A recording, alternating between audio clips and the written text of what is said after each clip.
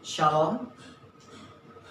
Kembali kita malam ini akan merenungkan firman Tuhan melalui renungan malam seiman tanggal 29 Oktober 2020 yang ditulis oleh Ibu Kathleen dan Pendeta Jonathan Kuntaraf dengan judul Berkat Penurutan. Kita tunduk kepala satu dalam doa. Puji syukur kehadirat-Mu Bapa, pada kesempatan ini Engkau telah berkati kami dengan waktu di mana saat ini kami boleh merenungkan kembali sebagian dari firman-Mu. Kiranya tuntunan Roh Kudus-Mu ya Bapa boleh menjadi bagian kami, sehingga senantiasa kami boleh mengerti sesuai dan seturut akan kehendak-Mu saja. Inilah pengharapan kami Bapa, kami serahkan doa ini ke dalam tangan kasih-Mu.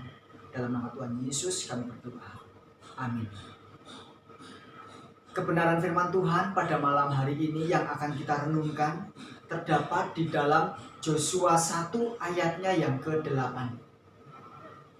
Janganlah engkau lupa perkataan kitab Taurat ini, tetapi renungkanlah itu siang dan malam, supaya engkau bertindak hati-hati sesuai dengan segala yang tertulis di dalamnya.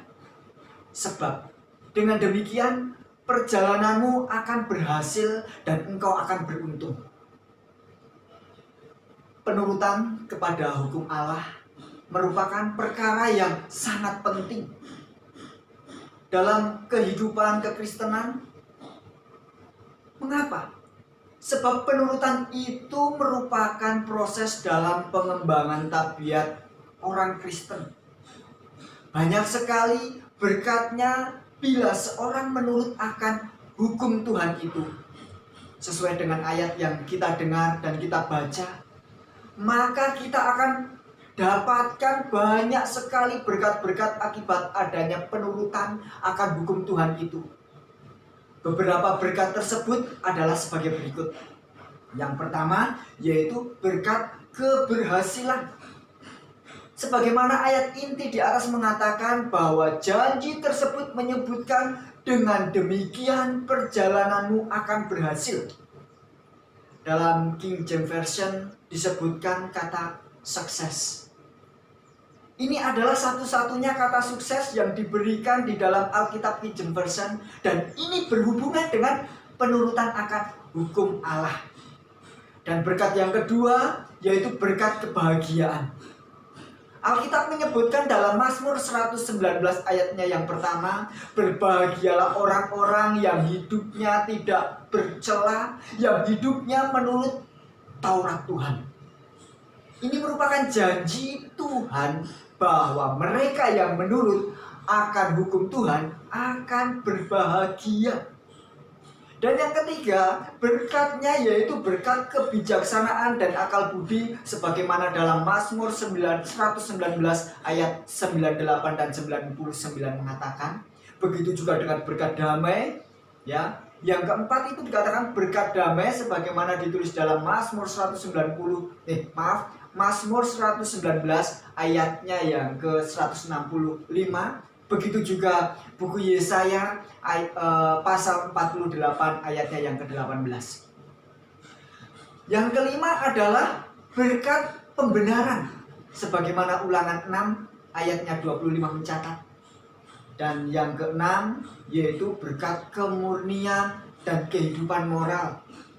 Buku Amsal 7 ayat 1-5 jelas menyebutkan hal-hal yang demikian. Begitu juga yang ketujuh yaitu tentang berkat pengetahuan akan kebenaran. Buku Yohanes 7 ayat 17. Begitu juga dalam berkat penjagaan terhadap penyakit. Ini adalah berkat yang ke-8. Seperti yang ditulis dalam Yohanes 7 ayat 17. Berkat panjang umur yang ke-9. Sebagaimana buku Amsal 3 ayat 1 dan 2, Amsal 4 ayat 10 dan 22. Dan yang terakhir yaitu yang ke-10, berkat jaminan bahwa doa seseorang akan dijawab. Sebagaimana dalam 1 Yohanes 3 ayat 22.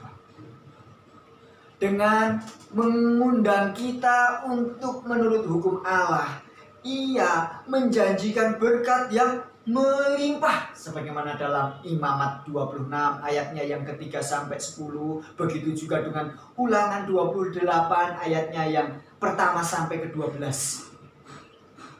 Bila kita menggenapi secara positif, kita menjadi harta kesayangan Tuhan, menjadi kerajaan imam dan bangsa yang kudus sebagaimana dengan Keluaran 19 ayatnya 5 dan 6. Dan kita juga akan ditinggikan sebagaimana dalam Ulangan 28 ayat 1 dan 13, di atas segala bangsa di bumi, menjadi kepala dan bukan menjadi ekor. Tuhan merindukan agar kita semua menerima berkat-berkat tersebut.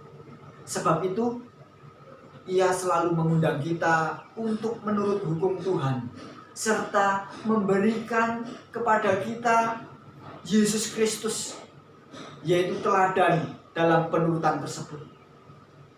Kiranya hidup kita merupakan satu kehidupan yang penuh penurutan, sehingga kita dapat menerima kelimpahan berkat yang Tuhan siapkan untuk kita masing-masing. Kita ucap syukur satu dalam doa. Terima kasih Tuhan, kami kembali bersyukur oleh karena damai yang telah Engkau nyatakan melalui firman yang boleh kami renungkan. Biarlah apa yang telah kami dengar, apa yang telah kami baca, Engkau boleh materikan di dalam hati dan pikiran kami. Terlebih juga Engkau berikan kuasa bagi kami untuk menghidupkan di dalam kehidupan kami sehari-hari. Jadilah kehendak-Mu di dalam kehidupan kami Bapa. Dalam nama Tuhan Yesus kami berdoa. Amin. Tuhan memberkati.